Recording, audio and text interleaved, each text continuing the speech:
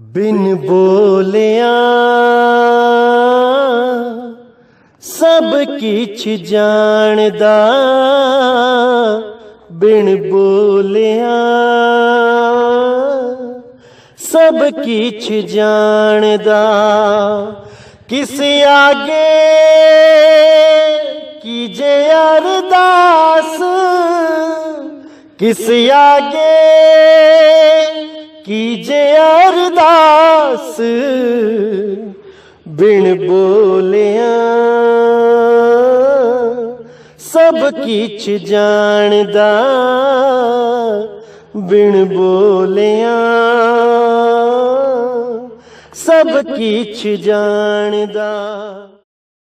नमस्कार मेरे प्यारे भाइयों, मेरे परम पिता परमात्मा के प्यारे जीवहंसों।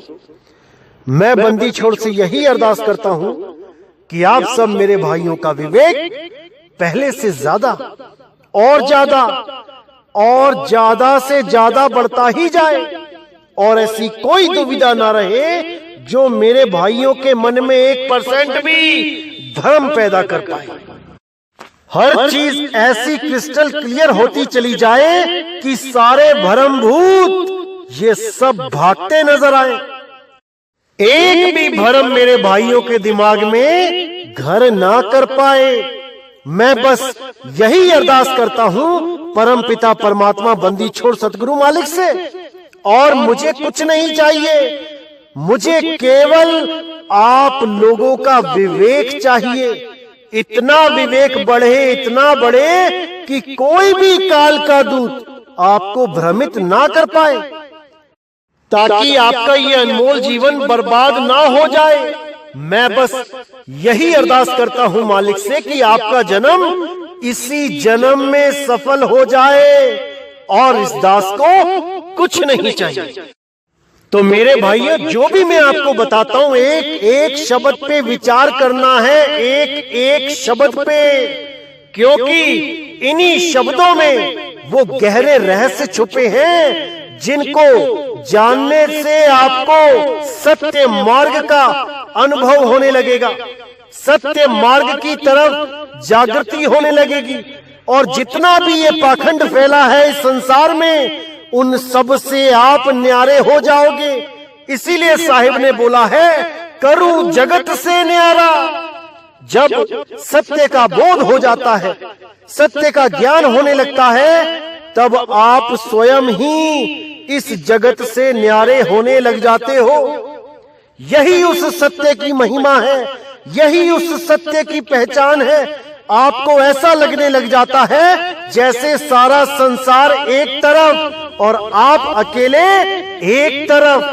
यही उस सत्य की पहचान है, क्योंकि ये सत्य केवल एक ही है, क्योंकि सत्य दो हो ही नहीं सकते। आप सत्य को जानने के बाद जहां भी नजर उठा के देखोगे, आपको हर जगह असत्य साफ दिखाई देने लग जाएगा। अन्य अन्य पंथों में कहां पे मिलावट हो रही है, कहां पे इस जीव को उलझाया जा रहा है, ये सब आपको दिखाई देने लग जाता है। कुछ भी आपकी नजरों से बच नहीं सकता। जहां भी अज्ञान होगा, आप 1 सेकंड में पकड़ लोगे, क्योंकि अब आप सत्य के पारखी हो चुके हो। अब आपको परख हो चुकी है, अब आप सत्य के भेदी हो चुके हो। अब आपको कोई भी मूर्ख नहीं बना सकता, कोई नहीं उलझा सकता, कोई नहीं। तो मेरे भाइयों, आज जो हम बात करेंगे, आज हम जिस टॉपिक पे बात करेंगे, वो टॉपिक है परीक्षा। क्या होती है परीक्षा, कौन ले सकता है परीक्षा, किसकी ली जाती है परीक्षा, आज इस पे विचार करेंगे। बड़े बड़े संतों ने अपने शिष्यों की परीक्षाएं ली, बहुत बड़े बड़े संतों ने परीक्षाएं ली। परीक्षा लेने का एक ही मकसद होता है कि कोई भूल ना हो शिष्य को अपनाने में, क्योंकि ये गुप्त भेद है, ये ऐसे ही नहीं बांटे जाते। जो इनका अधिकारी होता है, केवल उसे ही ये गुप्त भेद बताए जाते हैं। मदन साहिब ने और कबीर साहिब ने 36 महीने की बात करी है। 3 साल तक किसी को भेद मत देना। भेद कौन सा मत देना? नाम विदेही का। ध्यान विदेही तो लिखा दिया जाता है, लेकिन नाम विदेही क्या है, कैसा है, उसका भेद 3 साल के बाद ही बताया जाता है, पूरी परीक्षा लेने के बाद। इसीलिए बहुत से संतों ने ऐसे ऐसे शिष्यों को भी नाम दिया है जिन्होंने उन्हीं के पंथ को डुबो दिया, लेकिन वो भेद नहीं जान पाए। पंथों में मिलावट तो कर दी, लेकिन भेद नहीं जान पाए। इसीलिए केवल उसी शिष्य को उस परम भेद को बताया जाता है जो सच में परमपिता परमात्मा का प्यासा है और सारी चतुराई छोड़ के सतगुरु की शरण में आया हो। केवल उसी को ये भेद लखाया जाता है, अन्यथा किसी को नहीं। और ये परीक्षा कम से कम 3 साल की तो होती ही है। कोई भी गलतफहमी में ना रहे कि वो भेद लखा दिया गया है आप लोगों को। अभी आप लोगों को ध्यान विदेही दिया गया है, उसके बाद जो आपके अनुभव होंगे उसके आधार पे अगला भेद लखाया जाता है। बहुत से लोग कोशिश करते हैं कि हमें पहले ही वो भेद लखा दिया जाए, हमें पता लग जाए वो कैसी धुन होती है। अरे भाई, बताने के बाद भी नहीं समझ पाओगे, क्योंकि वो धुन बताई ही नहीं जा सकती। वो अनुभव का विषय है। जब उसको अनुभव करोगे तो खुद ही वो चीज बोलोगे जो मैं सुनना चाहता हूं आपके मुंह से। और जैसे ही आप वो चीज बोलोगे तब वही लखाव होता है, उसी पे यस का साइन लग जाता है, उसी पे ठप्पा लग जाता है कि यही सत्य है। जब तक उस सत्य को आपने अनुभव ही नहीं किया तब तक गुरु के लाख बार बताने पर भी आपको बोध नहीं हो पाएगा, आपकी मुक्ति नहीं हो पाएगी। वो शब्द गुरु की दया होती है जब वो प्रकट होता है और आपको भी वही अनुभूति होती है जो गुरु को हो चुकी है। अब कहते हैं ना कि घायल की गत घायल जाने। जिसको कभी पथरी का दर्द हुआ ही ना हो वो भला उसकी गति क्या जाने। जिसको 24 घंटे पथरी का दर्द हो रहा है वो कल्पना भी नहीं कर सकता कि वो दर्द कैसा है, क्योंकि पथरी का दर्द बाकी दर्दों से बहुत ज्यादा भिन्न होता है। पेट दर्द से, सर दर्द से बहुत ज्यादा भिन्न होता है। वो इतना तीखा दर्द होता है कि उसको झेलना आम आदमी के बस की बात नहीं रहती। उसको नशे के कैप्सूल खिलाने पड़ जाते हैं, ऐसा भयानक दर्द होता है। इसी प्रकार जब कोई अनुभवी शिष्य हमें बताने की कोशिश करता है कि वो क्या चीज है, वो क्या चीज मिल गई है उसे, उसके बताने मात्र से ही पता लग जाता है कि इसको वो वस्तु मिली भी है या नहीं। बहुत से फोन आते हैं, बहुत से, कि मुझे ये धुन सुनाई दे रही है, मुझे वो धुन सुनाई दे रही है, लेकिन केवल 7-8 लोगों के अलावा और कोई भी नहीं उस चीज को प्राप्त कर पाया है अभी तक। तो इसीलिए मैं कहता हूं कि परीक्षा बहुत जरूरी है। बिना परीक्षा के कोई भी आगे बढ़ ही नहीं सकता। अगर परीक्षाएं जरूरी ना होती तो किसी भी क्लास में परीक्षा होनी ही नहीं चाहिए थी, क्योंकि परीक्षाओं से ही आप लोग मजबूत होते हो, परीक्षाओं से ही आप लोग उन्नति करते हो। अगर क्लास में परीक्षा ना हो तो सब के सब जितने भी अधूरे शिष्य हैं वो सब ही आगे बढ़ते चले जाएंगे और ऐसी जगह इकट्ठे हो जाएंगे जहां पर कच्चे घड़े और पक्के घड़े का भेद ही नहीं कर पाएगा कोई। दोनों को एक ही तरह देखा जाएगा, एक ही तरह गिना जाएगा। इसीलिए परीक्षाएं ली जाती हैं ताकि कच्चे घड़े आगे ना जा पाएं, अभी और मजबूत हो जाएं, अभी और पक्के हो जाएं, क्योंकि आगे जाके उनका सामना पानी के साथ होने वाला है। जो पक्के घड़े होंगे वो उस पानी को सह लेंगे, लेकिन जो कच्चे घड़े होंगे वो पानी की धार को नहीं सह पाएंगे और वो वहीं पर फूट के दोबारा से वही कीचड़ में बदल जाएंगे। इसीलिए मैं कहता हूं कि पहले पक्के हो जाओ, ताकि इस पंथ में आने के बाद भी अगर कोई काल का दूत आपको भ्रमित करना चाहे तो कर ना पाए। इसीलिए मैं कहता हूं अभी और विवेक लगाओ, अभी और धीरज धरो, अभी नामदान मत लो, अभी केवल ज्ञान को समझो। नामदान से भी जरूरी है ज्ञान को समझना, क्योंकि नामदान लेने के बाद भी बहुत से कच्चे घड़े फूट जाते हैं, लेकिन जो पक्का घड़ा होता है वो कभी नहीं फूटता, क्योंकि उसने ज्ञान रूपी भट्टी में खुद को अच्छी तरह पका लिया होता है। अब अज्ञान उसका कुछ नहीं बिगाड़ सकता, कुछ नहीं बिगाड़ सकता।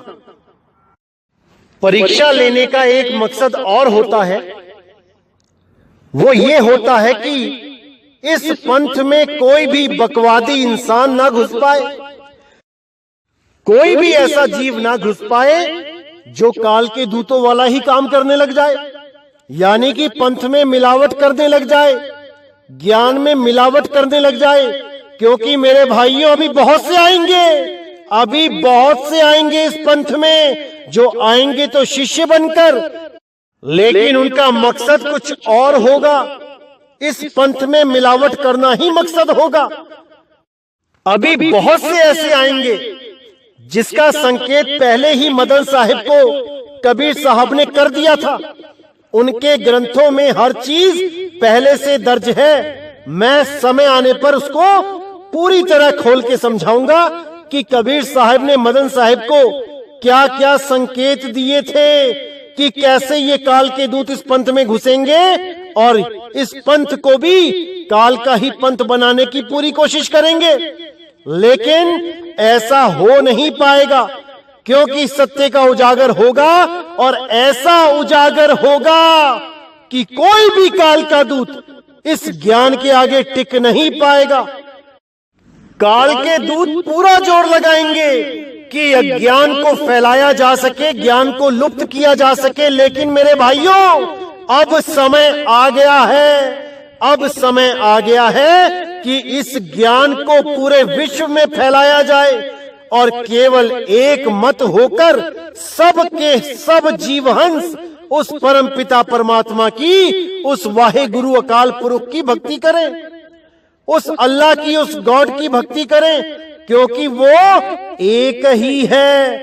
केवल 52 अक्षरों की वजह से हमने उसको अलग अलग नाम दे दिए हैं और इन्हीं नामों में उलझ के बार बार जन्मते मरते रहते हैं, क्योंकि हम नाम के पीछे पागल हो जाते हैं, जबकि हमें वस्तु की खोज करनी चाहिए।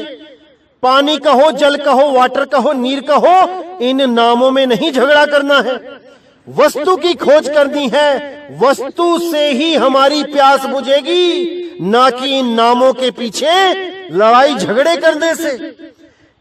इसीलिए साहिब ने बोला है, एक वस्तु के नाम बहुत, लीजिए वस्तु पहचान, नाम पक्ष मत कीजिए, सार तत्व ले जान। उस सार तत्व को जान लेना चाहिए, ना कि नामों के पीछे झगड़े करने चाहिए।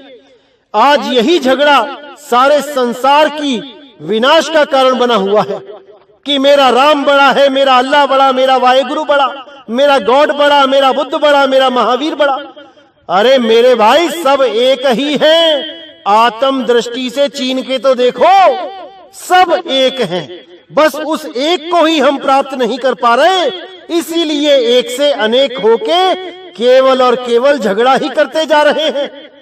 अरे वो एक वस्तु हमारे पास है, हमारे पास है, और हम उसे ढूंढने के लिए पता नहीं कहां कहां भटक रहे हैं। सब संतों ने इशारा कर दिया, सब भक्तों ने इशारा कर दिया, लेकिन हम नहीं समझ पाए। हम हमेशा झगड़े ही करते रहे और करते ही रहेंगे, अगर अब भी नहीं समझ पाएंगे कि मूल ज्ञान क्या है। चारों युगों में एक बार ये मूल ज्ञान विराट रूप लेता है। जब सारे संसार में एक ही ज्ञान चलता है, वही समय आ चुका है मेरे भाइयों, वही समय आ चुका है। कलयुग में ही वो समय आता है, बाकी 3 युगों में प्रचार बहुत कम होता है, लेकिन कलयुग में पूरे संसार में डंका बजता है, जिसके बारे में मदन साहिब को कबीर साहब ने बहुत पहले ही बोल दिया था। जब मैं उनकी वाणी खोलूंगा तब एक एक चीज समझ में आएगी कि कैसे पहले ही सारा प्री प्लानिंग करके इस पंथ को निर्धारित किया गया, इस पंथ को छुपा के रखा गया, इसको उजागर नहीं होने दिया, क्योंकि सही समय आने पर ही इस पंथ का ऐसा उजागर होना था कि कोई भी इसको रोक नहीं पाएगा। इस मूल ज्ञान के आगे सारा अज्ञान नतमस्तक हो जाएगा। जितनी भी पुरानी रीति रिवाजी हैं, जितने भी पुराने पूजा अर्चना है, वो सब इसमें समाहित हो जाएंगी, क्योंकि एक सार शब्द को जानने मात्र से है जप तप व्रत नित्य नेम सब उसी में ही आ जाता है। जैसे बोला गया है, हाथी के पांव में सबका पांव। हाथी के पांव का साइज इतना बड़ा होता है कि उसमें सारे पांव आ सकते हैं, हर जानवर का पांव आ सकता है। इसीलिए इस मूल ज्ञान को छुपा के रखा गया, ताकि सही समय आने पर इसको सही तरीके से उजागर करके पूरे विश्व में डंका बजाया जाएगा, परम पिता परमात्मा सतगुरु बंदी छोड़ के नाम का। लेकिन बहुत से रुकावट डालने वाले भी आएंगे, ये भी बताया गया है मदन साहिब की वाणी में। इसलिए मेरे भाइयों, अभी तो केवल परीक्षा चल रही है। इस पंथ में आके कौन क्या कर रहा है, अभी केवल परीक्षा चल रही है, और वो परीक्षा मैं स्वयं ले रहा हूं। जो भी विश्वास पात्र बनने की ज्यादा कोशिश करता है, उसकी ही परीक्षा ली जाती है कि देखे तो सही क्या मकसद लेके आया है ये इस पंथ में, जाने तो सही आखिर ये चाहता क्या है। और यकीन मानना मेरे भाइयों, बहुत से लोगों की मैंने परीक्षा ली और बहुत से लोग फेल हो गए। अभी भी और भी लोगों की परीक्षा चल रही है, उनका भी रिजल्ट 2023 तक आ जाएगा, क्योंकि 2023 के बाद ऐसे लोगों का चयन होगा जो पूरे विश्व में जाके सत्य नाम का डंका बजाएंगे, जो हमारे कदम से कदम मिला के, कंधे से कंधा मिला के पूरे विश्व में सत्य नाम का प्रचार करेंगे और भूले हुए जीवों को सही रास्ता दिखाएंगे, जिसके लिए कई संतों ने पहले ही भविष्यवाणियां कर रखी हैं कि इस धरातल पे बहुत सी पुण्यकर्मी आत्माएं, बहुत से मालिक के सच्चे हंस इस धरती पे अवतार ले चुके हैं, और वो पूरे विश्व में फैल के इस पूरे संसार को एक मत कर देंगे। एक ही डंका बजेगा, एक ही झंडा होगा, एक ही नाम होगा, एक ही भाषा होगी। समय आ गया है मेरे भाइयों, समय आ गया है। अब आपने केवल एक्टिव हो जाना है, ताकि अज्ञान रूपी इस शैतान को इस संसार से खत्म कर दिया जाए, क्योंकि ये अज्ञान ही इस जीव के लिए काल रूप है। इसी अज्ञान में ये जीव जन्मता और मरता रहता है। जब जीव को ज्ञान हो जाता है तो काल स्वयं ही छूट जाता है। इसीलिए बोला गया है कि कल्पनाओं से परे सत्य है, और सत्य जान लेने पर कल्पनाओं का नाश हो जाता है। साहिब ने साफ बोला है, काल काल सब कोई कहे, काल न चीने कोई, जितनी मन की कल्पना काल कहावे सोई। ये जितनी भी कल्पनाएं हैं, यही काल का रूप है। इस कल्पना से पार हो जाना है तो मानो सत्य को प्राप्त कर लेना है। तो मेरे भाइयों, पूरा विवेक लगाना है, पूरा विचार करना है, क्या बताया जा रहा है, क्या समझाया जा रहा है। एक एक शब्द पे पूरा विवेक लगाना है, पूरा विचार करना है, तभी मेरे भाइयों इस ज्ञान को समझ पाओगे, इस जन्म मरण से पार हो पाओगे। नहीं तो बार बार यहीं आना पड़ेगा, किसी ना किसी माँ के गर्भ में जाना ही पड़ेगा। कोई नहीं बचा सकता, कोई नहीं। अगर कोई बचा सकता है तो वो है केवल ज्ञान। केवल ज्ञान ही आपको बचा सकता है, जो केवल और केवल गुरु के द्वारा ही मिलता है। वो किसी ग्रंथों से नहीं मिलता कि आपने कोई ग्रंथ पढ़ लिया और आपको ज्ञान हो गया। अरे पोथी पढ़ पढ़ जगमुआ, भयो न पंडित कोई, एक आखर प्रेम का पढ़े सो पंडित होई। वो एक अक्षर, वो आदि अक्षर है जो आपको जन्म मरण से मुक्त कर देता है, और वो अक्षर बोलने लिखने पढ़ने वाले अक्षरों में से नहीं है। वो अक्षर आदि अक्षर है, आदि नाम है। अरे बावनी आखर जीवी आधारा, आदि अक्षर जी भ्यासे न्यारा। वाही को सत सुमिरन कहिए, सिमर सिमर नर उतरो पारा। सिमर सिमर नर उतरो पारा। केवल वही इस जन्म मरण से बच पाएगा जो उस आदि अक्षर को जान लेगा, सुरत के माध्यम से, ना कि इन कानों के माध्यम से। जो उस आदि अक्षर को पहचान लेगा सुरत के माध्यम से, ना कि इन आंखों के माध्यम से कि किसी किताब में पढ़ लिया, देख लिया, हो गया आदि अक्षर का ज्ञान। ये कोरा अज्ञान है, ये कोरी बकवाद है। इन चक्रों में नहीं उलझना है मेरे भाइयों, केवल वो करना है जो आपको बताया गया है। जब आपकी सूरत उस देश में पहुंचेगी, वो खुद ही जान जाएगी कि तुम्हारा पिया कैसा है, तुम्हारा पीव कैसा है। तो मेरे भाइयों, केवल वही करना है जो आपको अच्छी तरह समझा दिया गया है। बाकी सब मालिक पे छोड़ दो। वो बंदी छोड़ है, वो दयाल है, वो पूरी दया करेगा। और आपको एक और बात बताना चाहूंगा कि जब मैं परीक्षा लेता हूं किसी की, तो मुझे ग्राउंड लेवल पे आना पड़ता है, यानी कि अपने लेवल को बहुत निचले स्तर का दिखाना पड़ता है। ऐसी बातें भी करनी पड़ती हैं जिनको अगर आप सुनोगे तो आपको लगेगा ये कैसी बातें कर रहा है।